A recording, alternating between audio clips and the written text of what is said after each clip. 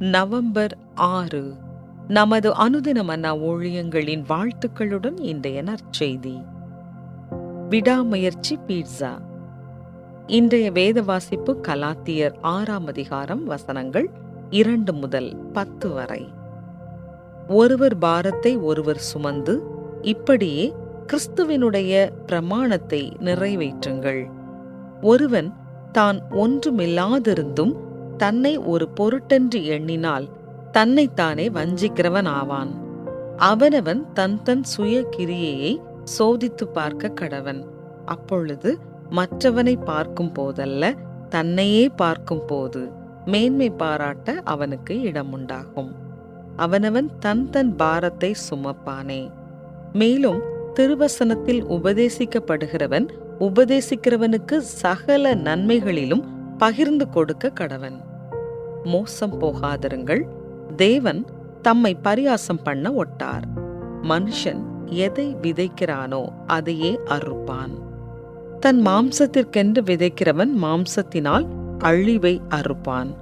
ஆவிக்கென்று விதைக்கிறவன் ஆவியினாலே நித்திய ஜீவனை அறுப்பான். நன்மை செய்கிறதில் சோர்ந்து போகாமல் இருப்போமாக. நாம் தளர்ந்து போகாதிருந்தால் ஏற்ற காலத்தில் அறுப்போம்.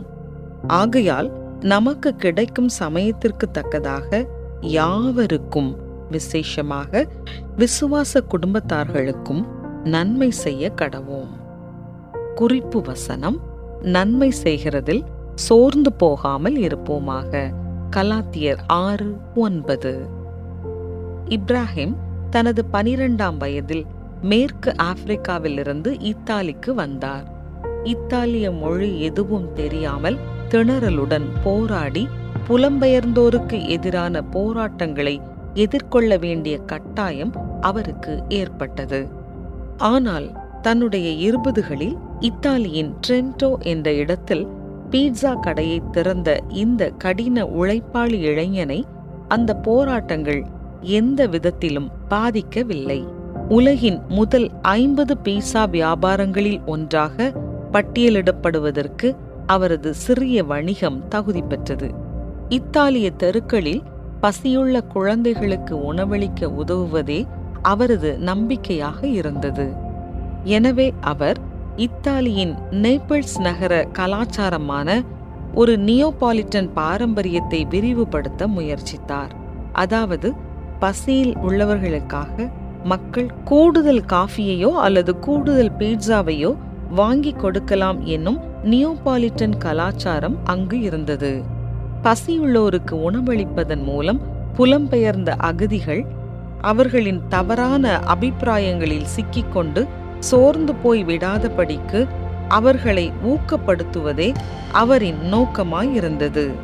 இதுபோன்று விடாமுயற்சியுடன் அனைவருக்கும் தொடர்ந்து நன்மை செய்யும்படிக்கு கலாத்தியர்களுக்கு பவுல் போதித்த போதனைகளை இந்த செயல் நினைவுபடுத்துகிறது. நன்மை செய்கிறதில் சோர்ந்து போகாமல் இருப்போமாக. நாம் தளர்ந்து போகாதிருந்தால் ஏற்ற காலத்தில் அறுப்போம். மேலும் பவுல், ஆகையால் நமக்கு கிடைக்கும் சமயத்திற்கு தக்கதாக யாவருக்கும், விசேஷமாக விசுவாச குடும்பத்தார்களுக்கும் நன்மை செய்ய கடவோம் என்று வலியுறுத்துகிறார்.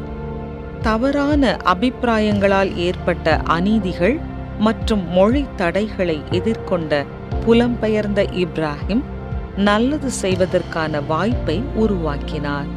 உணவளிக்கும் பழக்கம் சகிப்புத்தன்மை மற்றும் புரிதலுக்கு வழிவகுக்கும் பாலமாய் மாறியது. அத்தகைய விடாமுயற்சியால் ஈர்க்கப்பட்டு நாமும் நல்லதை செய்வதற்கான வாய்ப்புகளை தேடலாம். விடாமுயற்சியுடன் நாம் வேலை செய்யும் போது அதன் மூலம் தேவன் மகிமைப்படுகிறார். உங்கள் விடாமுயற்சி எவ்வாறு தேவனை மகிமைப்படுத்துகிறது?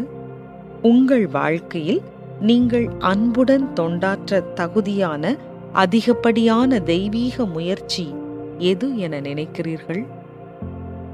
அன்பான தேவனே, நான் சோர்ந்து போகும் போதெல்லாம் உம்மில் நிலைத்திருக்க என்னை ஊக்குவியும். ஆமென்.